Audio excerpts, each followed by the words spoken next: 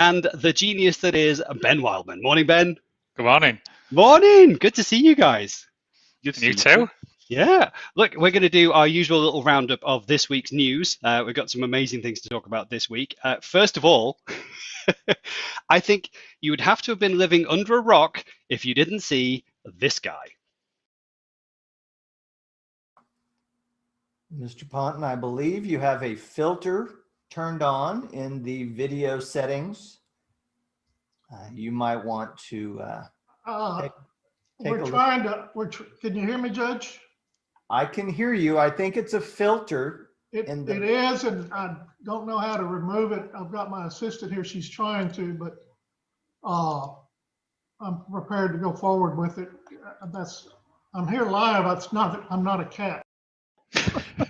I am not a cat. Oh, yes. I am not a cat. Oh, It's brilliant. you know what? You can hear that angst in his voice, and it actually really matches the cat. The cat looks so worried on something wrong. I feel really bad for the guy. I feel really bad. He's cheered me up, and a lot of other people, I think. No, absolutely. Oh, yeah. He's everywhere. He's on the news everywhere. But yeah, I just think you would have had to have been just living under a rock if you haven't seen him today. So you're going up in front of a judge and you are turned into a cat. Absolutely ridiculous. It wasn't me. It wasn't me. Yeah, I don't know what's happening. Look, quick hello to Amy and to Jason who are joining us live on the stream. Morning. It's good to see Good you guys. morning. Morning. Oh. But yeah, and I just I love this whole idea that you can just be stuck as something like this. Oh no! I've accidentally turned myself into a potato. Unfortunately, unfortunately, that's what I look like most of the time.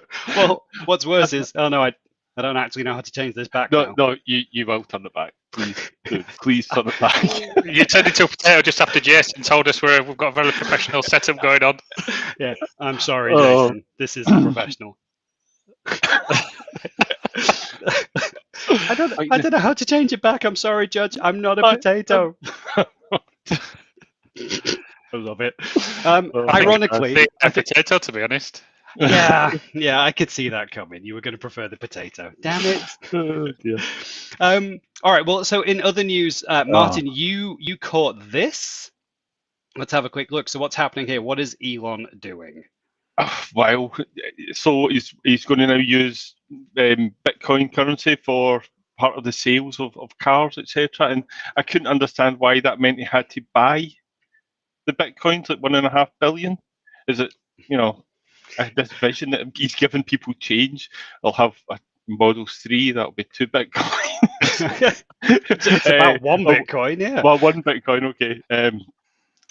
Just let me check if you got something smaller. Well, I think what gets me about this, though, right, is that so Elon bought $1.5 billion worth of Bitcoin. And this just shows how volatile Bitcoin is because he bought $1.5 billion worth of Bitcoin, the price skyrocketed.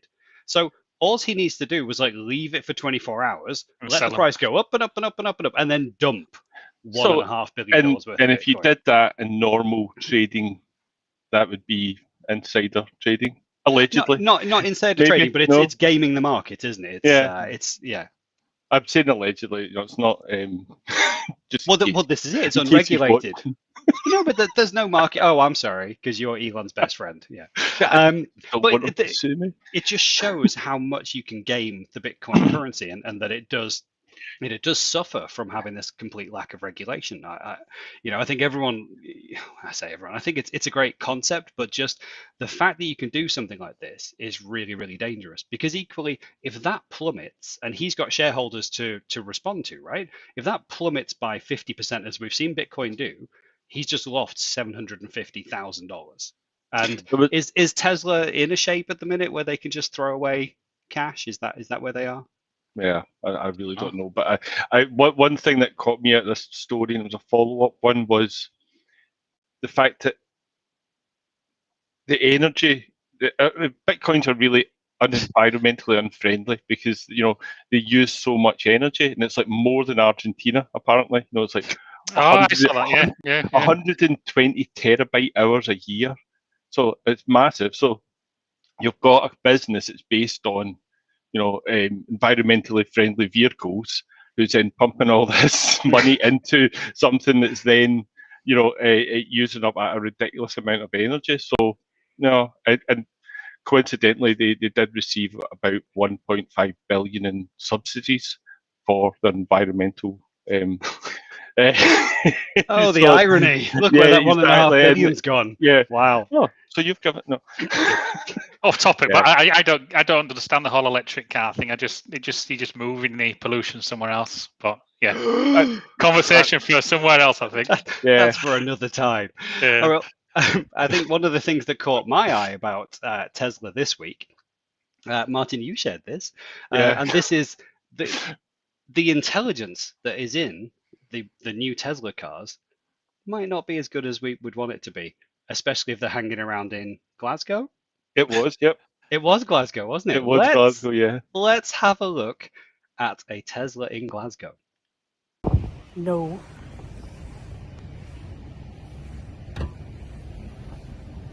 Oh shit. He can't. Oh, you videoing this? Yeah.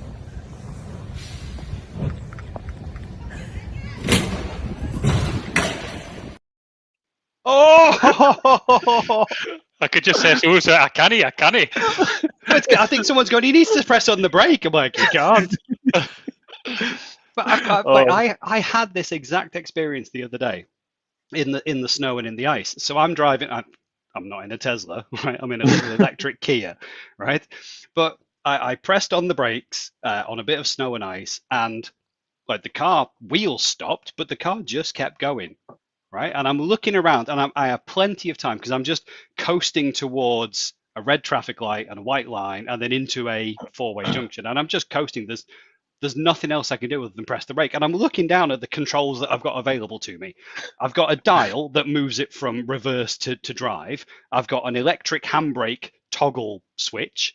And that's it. Other than that, I've got a go and a stop pedal. And I'm already pressing the stop pedal and we haven't stopped. And I'm just like, I'm out of options. Like if I was in a manual car, I think I'd be trying to like yank on the handbrake or something, jab on the brake. Changing gears and my fear in the electric was, letting go of the brake is going to engage the drive again. And I'm just like, there's nothing else I can do. So we've got these super intelligent cars, but when they do go wrong, there's very little control that you've got left. And I think that's what scared me. Mike was telling me about a funny story about an electric car the other day. The fact one of his colleagues had to reboot his car with a charger. Yeah, it didn't enjoy the charger that he was using. He was glad he wasn't too far away from home because I think it basically with a software, not corruption, but it was like I need to restart my car, take it home, and charge it on something proper, something along those lines. But that's actually quite frightening. If you were, a good few hundred miles away from home and something like that happens, you can't just go down to the garage and get a different type of electricity. No, yeah. Sorry, I don't quite like the sine waves that this one's giving me. I prefer premium electricity. No, you're right. Go really fast. No, you're absolutely right. And again, having driven around the electric car, the anxiety of running out of power is horrendous. I drove like a 28-mile round trip recently, and I had 50 miles of range according to this thing. And literally on the way back, it's like you've got 10 miles left, 9 miles left. And once it got below a certain range, it just wouldn't show you anymore. It just showed you three little dashes. You've got dash range. I'm like, don't tell me that. And I'm like, and it's going into turtle mode, and then it's turning off the aircon, it's turning everything else off. I had 50 miles when I set off. The anxiety, because I'm just like, there's nothing I can do. I can't pull over and just go into a petrol station. It's an actual little turtle. Yeah, it had a turtle. At the end, does he like turn over? Look, this is a Kia, so I bet it does, because when I get in the thing in the morning, it goes bum bum bum bum bum bum bum, and it sings you a little jingle, right? I have a Samsung washing machine downstairs that sang me a jingle. It did it once, and I found where the mute button was, because I'm not having something sing to me when it's done the washing. No, so I turned that off. You can't do that in a Kia. So every time you get in, dun dun dun dun dun dun dun, and when you get out, bum bum bum bum bum bum bum bum. What? You don't get that everywhere you go, Scott. You just enter rooms and trumpets. Just fanfares as I enter the room. Right, let's move on. Chris Tate. Hi, Chris. Hey, thanks for watching. Oh man, it's good to see you. That's great. Teams has a new announcement this week. Let's check this out because this is quite interesting. This is that Teams have announced a new service plan for Teams Pro. So this is February 9th, 3 days old. And thank you to this lovely chap over here for sharing this on Twitter. But this was actually announced through the Office 365 announcements.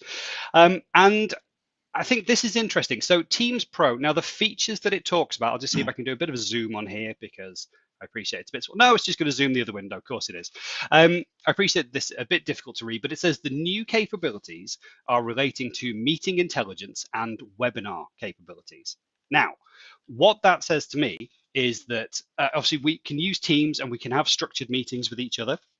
We can also do Teams live events where we do broadcasts out to people. But one of the things that I've found is that if you want to hold a webinar type feature, one of the things that you don't get in Teams is the ability to kind of register people and then track against who registered, who actually attended the thing. Now, the phrases meeting intelligence and webinar capabilities are saying to me, maybe that's the kind of features that we're going to get. Now, literally, this announcement, this Twitter announcement, or this Office 365 notification is all we have to go on right now. There's no substance yet. But that's certainly my thoughts. I think this is a recognition from Microsoft that we're doing more and more virtual events now, and that is going to carry on even when we get back to normal. I think virtual events are still going to be a very big part of everything that we do. And there's been this little gap. If you look at like GoToMeeting and the other tools, I think there's this gap in how you get people signed up and then attend and track that attendance. Sounds like that to me, but what about you guys? Yeah, no, it's, what, it sounds really useful, especially when you look at live meetings and how difficult it is, and it'll make it more accessible if it's actually just within your Teams client to manage that. Is it free? Pro Edition makes it sound like you've got an actual different client, etc. So it sounds to me more like an add-on feature or maybe subscription. I don't know. Yeah, no, absolutely. Ben has hit the nail on the head and asked the perfect Yorkshire question: is it free? I don't know, is the honest answer. So it says on here that it's now the wording is available as part of your Microsoft 365, Office 365, E5, E3, A5, A3. Business Standard and Business Basic license. Wow. As part of. Now, the fact that it's called a new service plan and it's got a new name, Teams Pro, it's not saying it's a feature. It sounds like a new plan. A new plan sounds to me like additional cost. Now, it might be included in some of those higher end SKUs, the E5s, E3s. I don't see Business Premium on here, which is really odd, and that's that kind of really great product for those 300 users and under business. So I'm surprised it's not there. We're going to have to wait until mid-March, and it says it's going to roll out then. So we'll have to wait and see. I would love to say that comes in as a free option for these. Literally, it's meeting intelligence and webinar capabilities. I think the tech's all there. It's just the coordination and the tracking of knowing who attended. If my assumption's right, okay, of what it does. I wouldn't want to see that as a chargeable upgrade feature. Even if it was, let's think about audio conferencing and that license. You only need to buy audio conferencing for the people who set up dial-in audio conferences. Yeah. So again, it could actually be this Teams Pro license for people who are going to arrange webinars. Maybe there's people in the marketing team or whatever, or sales team. They need the Pro license, but not everybody needs the Pro license. So it might be that as well. So again, there's definitely some things to consider there. And an interesting one to explore further and have a little play with as well. Maybe give a bit of a review in the next month. Yeah. No, absolutely. Amy, I think you're right as well. I think it will be included in E5 and E3, certainly those top end SKUs. But I don't know. I'd love to say that it's going to be in Business Standard and certainly Business Premium. It needs to be there. That is such a good SKU. Look at me, SKUs. All right, boring. Cool. Let's move on. So, one of the other things that's happening this week is that it is National Apprenticeship Week. Sorry, those we don't fanfares have any again. jingles. If anyone's watching who makes jingles, I'm really sorry. You have my homemade mouth jingles. But yes, it's National Apprenticeship Week, and the only reason I call this out is because we have an apprentice, which is Kaylee, who does all of our digital marketing for us. And Kaylee is an absolute legend, and I think that it's got to be. Oh, Chris says he's lost his audio and he can't lip read. I hope it's just you. Tell me in the comments if you can still hear me. And I'll bear in mind that there's like a 10-second delay, so hopefully you can still hear us. Good. Okay, it was Chris. It was just him. Thank you, Chris. You panicked us all there for a second. I love my water. But no, so look, really important. So it's National Apprenticeship Week. Kaylee is our digital marketing apprentice who joined the business in October, I want to say. I hope she's watching. I hope she's watching. Morning, Kaylee. Morning. Because she's absolutely amazing. And we wouldn't say this to her face, so we can only say it on a live stream where she might accidentally watch it. But no, she's absolutely amazing. She's been a fantastic just sort of addition to the team, someone who's really taken our digital marketing to the next level. Like, we're doing live streams and we're doing so many videos on YouTube because of her and because of everything that she does. The graphics that we make, the website content, everything now is all driven by Kaylee. And not only that, she's then, watching all the stats and everything. She is watching. She's here. Good morning. So Kaylee, you are amazing. She's also really great. When it comes to apprentices, and I might have been guilty of this in the past, but you think that somebody's going to come in, you're going to have to spend all your time just teaching them, working with them, bringing them up to speed. Absolutely, Kaylee just hit the ground running. It's been fantastic, which is, all power to apprentices, really. No, you're absolutely right. I had that fear that we would get someone kind of out of school, out of college, who just, would have just finished their basic qualifications and would be really, really difficult to get them into the workplace. And this has totally changed my perception on apprentices. So I would honestly say to anyone watching, if you're considering taking apprentices into the workplace, definitely do it.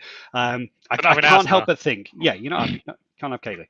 I can't help but think we've been especially blessed and lucky with Kaylee and her attitude and her work ethic. Genuinely, we love you, Kaylee. You're amazing.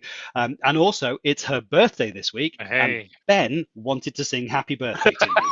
So let me just make you full screen, Ben. You take it away. Happy birthday to you. I'm going to get you, Scott. Happy birthday to you. Happy birthday, dear Kaylee. Happy birthday to you. I didn't actually think you would do it. I don't know if noise suppression's working, so clapping might not work. Thank you, Ben. Kaylee, happy birthday. I hope you're having a great couple of days off. And thank you for joining in on the stream with your days off as well. But it's lovely. You're amazing. Thank you. All right, let's move on. So we have got some more stuff that's come out. Now, I wanted to cover this last week, but again, stupid AirPods ruined our stream last week. Stupid AirPods and stupid people who think they can make AirPods work properly with Windows 10 ruined our stream. But I had two stories to share with you that I think you'll like. The first one is, so we were talking about noise cancellation in Teams.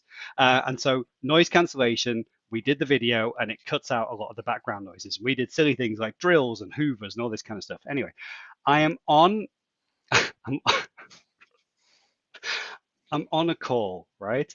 And it's a Zoom call. It is not a Teams call. It's a Zoom call. And I'm chatting away, and I don't know why, and I don't know how, but as I'm chatting away, I passed wind. and it made a noise. And I had to pretend it hadn't happened. And I'm pretty sure the person on the other end looking me in the eye was trying to pretend it hadn't happened. Now I'm sat in the kitchen, right? So what I'm hoping is I'm on a wooden chair on a tile floor. So I'm then trying to deliberately kind of move the chair to make it squeak on the floor so that I can replicate a sound of a so that hopefully they think, oh, it wasn't what I thought it was. It was actually the chair squeaking and just moving on the floor. I couldn't get the chair to make a noise. So now I'm just in shame for the next 20 minutes trying to pretend that this didn't happen. And I don't know. I don't know what else to say. I just wish it was a Teams call and there was noise cancelling. Have we tested that though? See now that if you start to get used to the noise cancelling or suppression within Teams, you do need to bear in mind that that doesn't work on other calls. So, when you're just letting riot happen behind you, just bear in mind that eating a bag of crisps. If you're on a Zoom call, it's not going to work as well. Okay, yeah. The other story that I have for you is that I was on a Teams call with an existing partner, and I can see that someone from that organization is on the live stream because I can see them chatting. So I'm on the call and we're talking about the weather. And I was trying to explain that we hadn't had much snow here in Leeds this week. And I was trying to say it was a bit slushy or a bit sleety, but I mixed up my words with this brand new person that I hadn't met before. And I ended up saying, yeah, it's been really slutty here lately.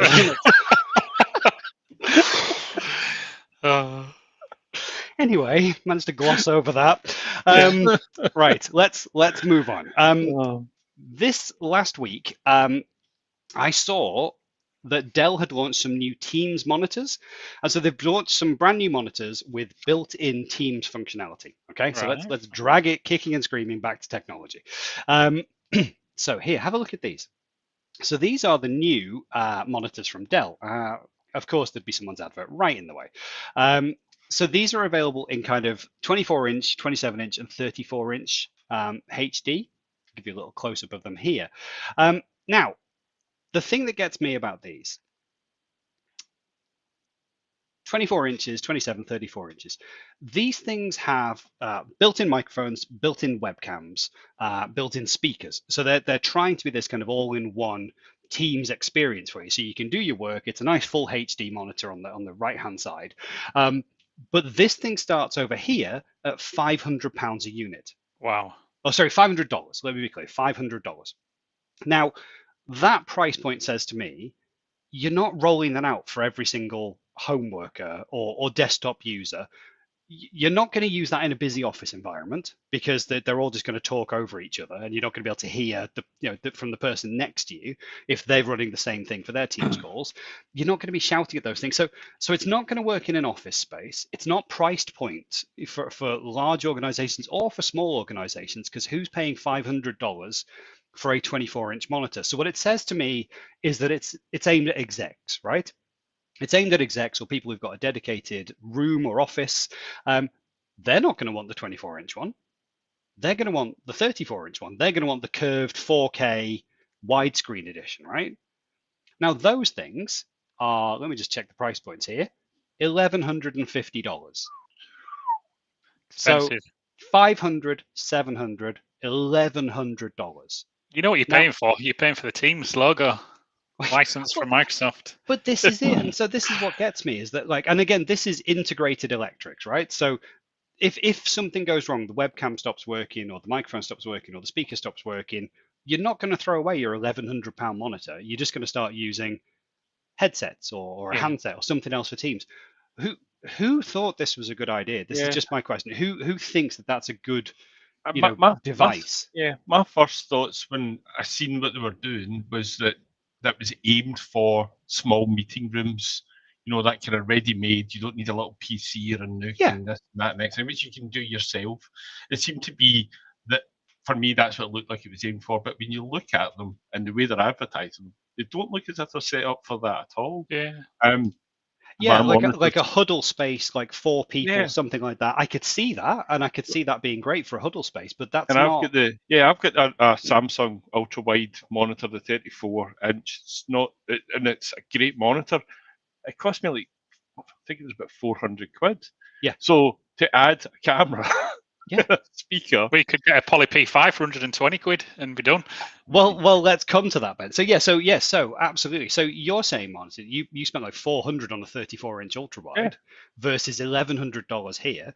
Yep. Then your point's really valid, which is actually, why don't we go ahead and add something like this, the Poly Studio P5? This is gorgeous. This is a 4K camera, right? Which you can clearly see by the mount here is designed to just kind of clip onto your monitor or just clip onto your laptop. You're going to share it, Scott? You need to share it with us. There we just go. Keeping you in suspense. Yeah. There we go. This beautiful thing. There we go. More trumpets. Yeah. This is a 4K camera, right? Designed for home workers, designed for executives, but also aimed at streamers as well. Because when you look at streamers and YouTubers, people like us who are trying to put live streams together, getting the video quality right out of your basic webcams and stuff is a real nightmare. So we don't bother. What we tend to do is go and buy a like we have a Canon, I think we've got a Canon 600 series, or you buy a Sony series DSLR camera. So you buy a £600 camera and a mount and everything else, and then you cable it in with a £100 Elgato streaming stick. You cable all that in just to get great video for your stream. This thing, £120. Brilliant. £120. It's a 4K streaming camera, 4K cable. Obviously, good value with that. Yeah. Bandwidth and all that kind of stuff. But again, talk about Martin's £400 ultra wide screen monitor. Stick a beautiful camera like this on it, and actually, there's a little bit of intelligence here because this thing has also got a nice little USB socket on the back. So if you're using a headset like we are today, which is wireless and needs a Bluetooth adapter, great, that can actually sit in the camera, and then the camera takes up one space on your laptop. Because again, let's think about modern laptops, MacBooks especially, but even the newer Windows machines are coming with less and less USB sockets these days. So actually they're at a premium. So again, having something like this is really helpful. Chris, that is a great question. So the Teams endpoint or a monitor with a webcam, if we're talking about the Dell monitors, these things, this is actually just, it's a monitor with a webcam. It's not a Teams endpoint. There's no PC intelligence in this. This is just a monitor, which is why the price point is especially ridiculous, we think. Yeah. For the Poly P5, again, this is just a camera. These are available in bundles, actually. So there is a P5 Studio bundle that you can get, which includes the kind of external microphone and speaker setup as well. So you can get all that connected together in a little bundle. But this thing's amazing. Again, perfectly targeted at streamers and saving people spending £600 on a DSLR to do their video cameras.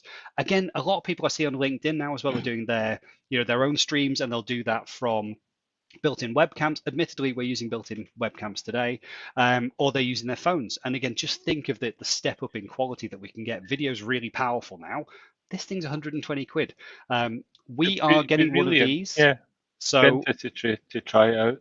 Yeah, once we get our hands on one of these, actually we'll be doing a little breakdown of it and just showing how it works. And then I can see us using this for the streams. Alex Harmon, that is a great question. Does it come in black? I don't know. But we'll find out. You'd hope so. Yeah, you really would. One of my first thoughts as well. yeah. Whilst I like this kind of, it looks like that kind of vanilla ice cream flavor, the little pods of vanilla in there. Like when you open your cupboard, your kitchen cupboard, and it's just that weird texture, colour, like that.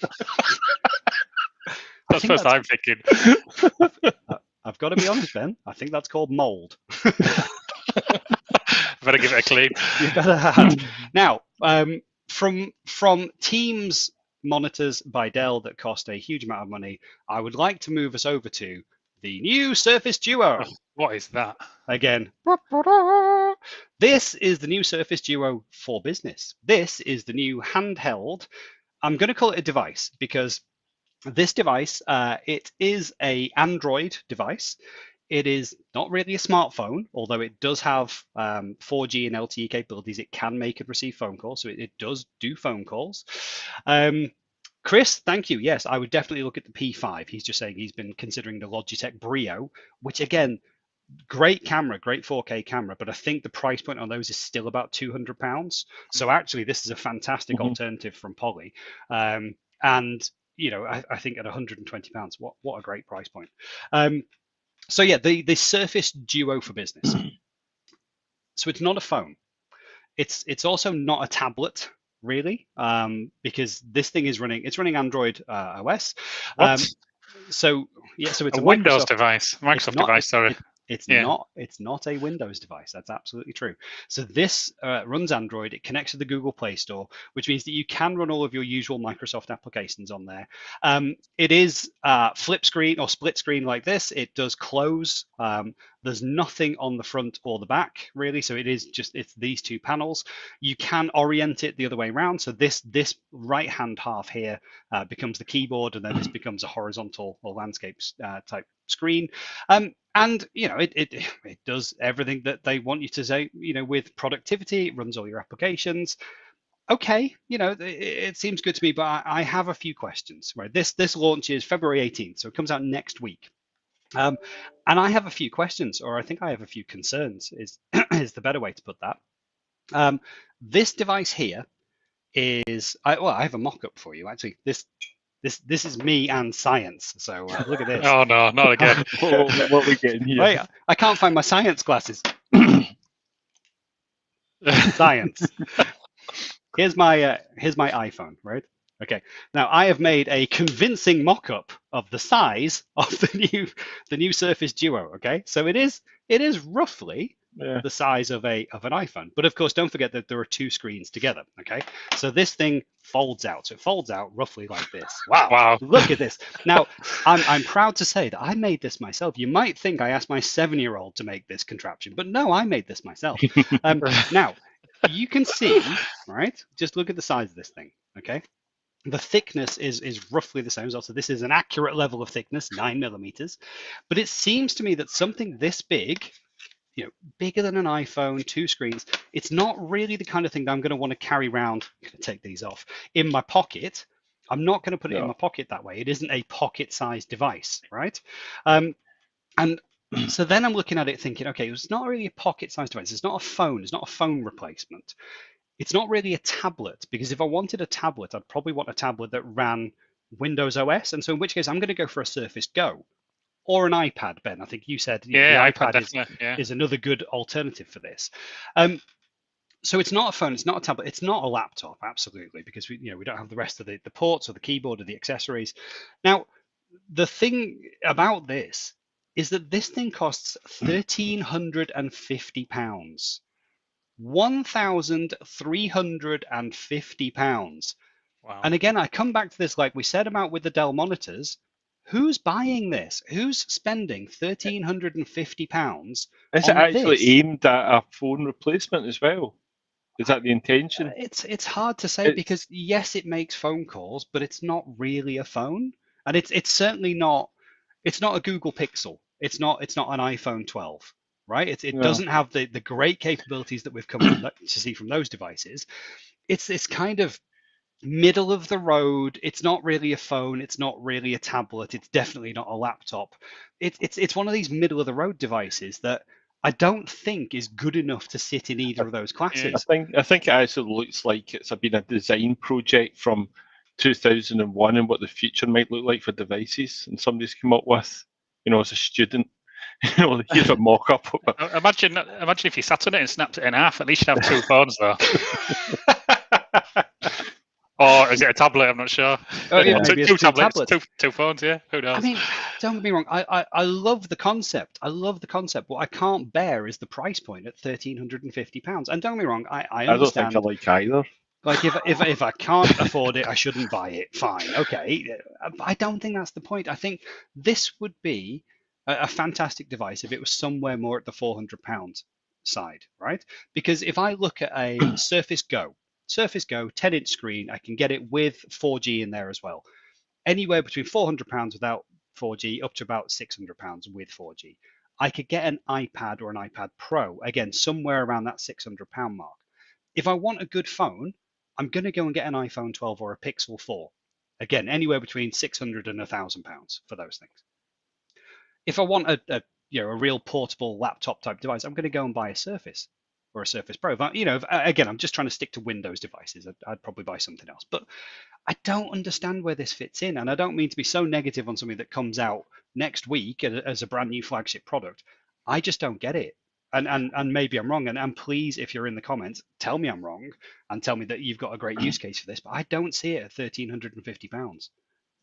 It's okay if you've lost your PDA device from whenever. I think that's you want to get back to using your PDA. What was that? The Nokia 9000 or whatever it was called back in the day. I remember. Yes, there we go. The Nokia communicator. Okay, I wasn't going that far back, but yeah.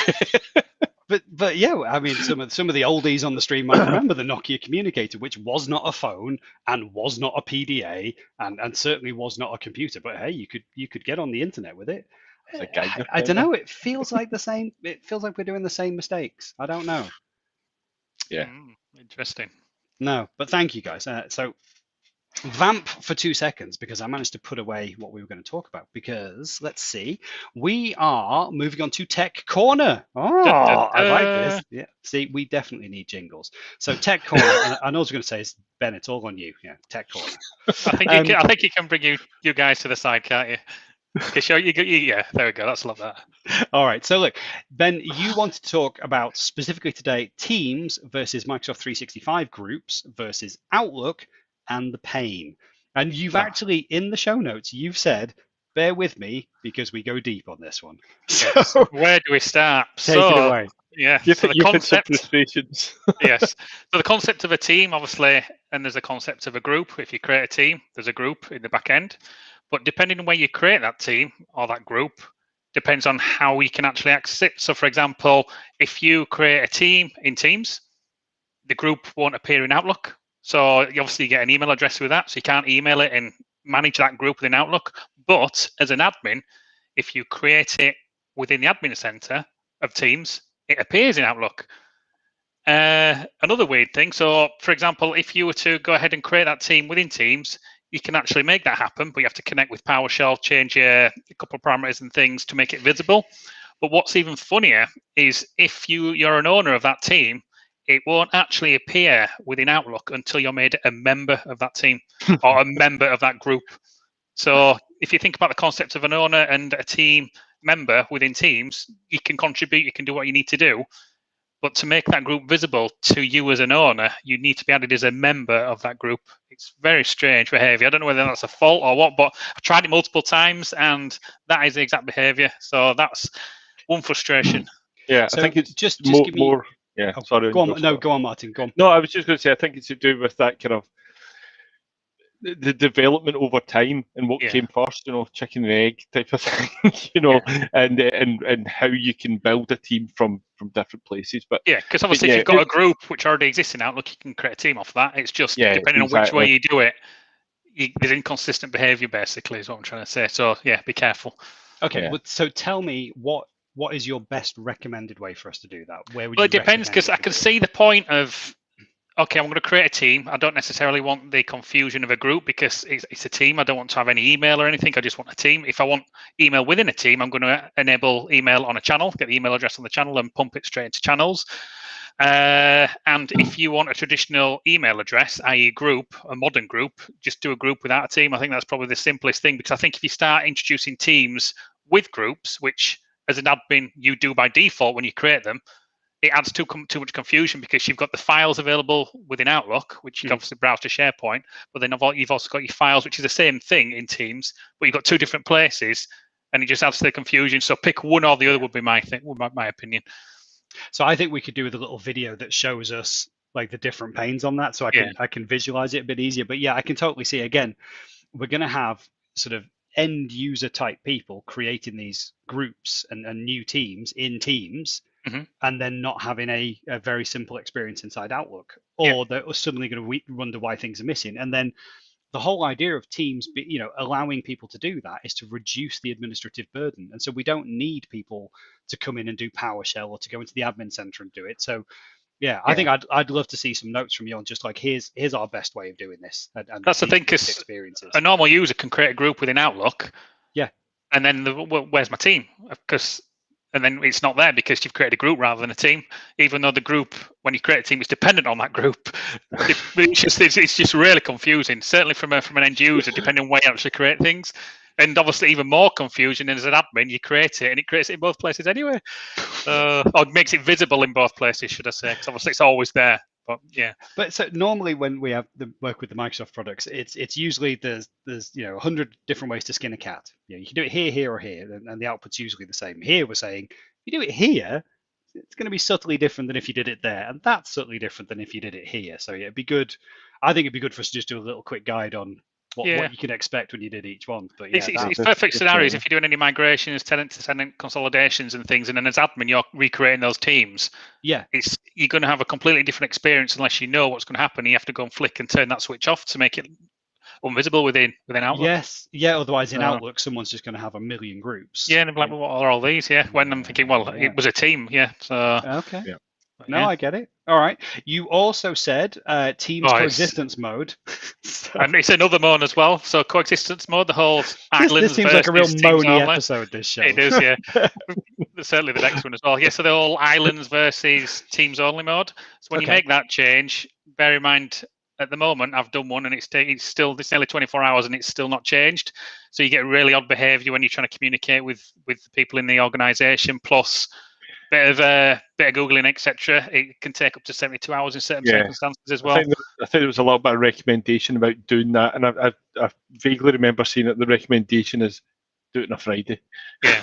Oh, then just let it run over the weekend. Okay.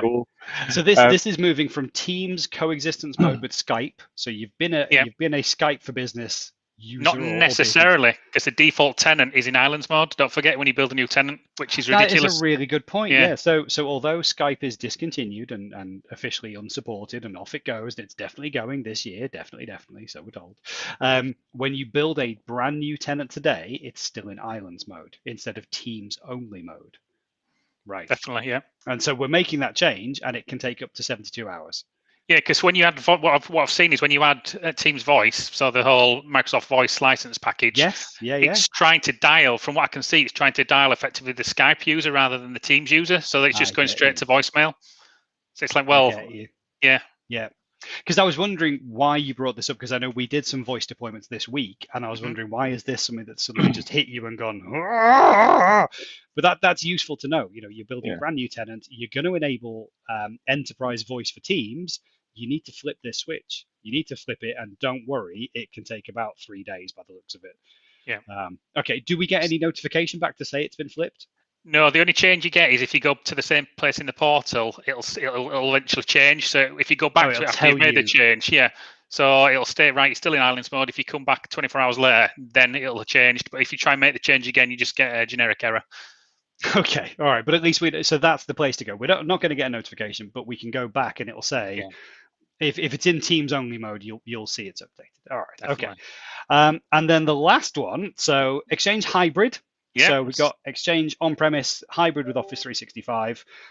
So you've got an AD related error. Tell me more. Go on. Yeah. So basically, Exchange Hybrid. Every time I seem to do an install, there's a different error. Obviously, there's various different reasons for that, but basically one of the one which always throws me off, which I always have to think about, is basically if you've got an Exchange environment which is already configured for hybrid. For example, you've got 2010 or 2013 already in there, and you're slotting in a 2016 or 2019 server. When you actually run the install, it will fail and you'll get a generic error message saying cannot contact AD. You're like, great. Well, it's the machine's a member of the domain. I can see the AD and things. It's working. So it turns out you have to specify. Basically, you'd have to download the existing hybrid config from 365, and then you have to use a command line based setup. So you can obviously Exchange. You can install Exchange from a command line, and you need to specify this configuration file, and then it'll just work. But it's one of those things where you just get a completely random error message, and the fix is something completely unrelated. And so 10 hours of Googling through Microsoft Tech community pages to find one person who's had the same issue and goes, if you do it like this, you can get around. That's one of those things. It must be a recent issue, because if you look at the previous documentations on installing Exchange, it's not mentioned anywhere. But it's one of those things. I've done it probably 3-4 times. I'm thinking, I remember that error message. What's the fix for it? But it's just because it's just so random. It doesn't prompt the memory because it's just completely unrelated. Bizarre. Yes, very bizarre. Oh, amazing. All right, that's cool. Well, look, thank you. That was Tech Corner. Martin, you're going to have to get your own segment. Martin's Marvelous Minutes. I don't know, but Ben Scottish. Ben's got Tech Corner. Cool. Well, that pretty much brings us to the end of this week's show. So we've gone 45 minutes this week. I hope people don't mind. They seem to be staying on and watching live, so that's cool. That's good. So look, thank you for joining in. I would ask if you have any questions or comments or anything like that. Next time we do our live session, feel free to keep asking them in the chat box. We are watching chat, so we can get involved with you guys. Literally ask us anything. If it's to do with 365 or Azure or any of those types of things, ask away. And if we don't know, we don't know. But if we can help and it's something that's bothering you, then we can bring it up in the chats as well. But hopefully this has been a good review of this week's news and some tech things that are coming up. So what else can I say? I want to say a big thank you to Martin. Thank you very much, Martin, for joining me today. Ben, thank you. Pleasure. Thank you. Thank you for Tech Corner. That's really good. Thank you to Kaylee, who's usually behind the scenes but is having some time off today and has probably fallen asleep watching us. But thank you, Kaylee. And thank you to everyone for watching. If you like this stuff, you can catch our previous shows on YouTube, where we've got our previous streams. And other than that, I will leave you in peace. Have a great weekend. Have a great Valentine's Day weekend. Ooh. And I hope you all have an amazing week next week. All right. See you guys soon. Goodbye. Cheers, guys.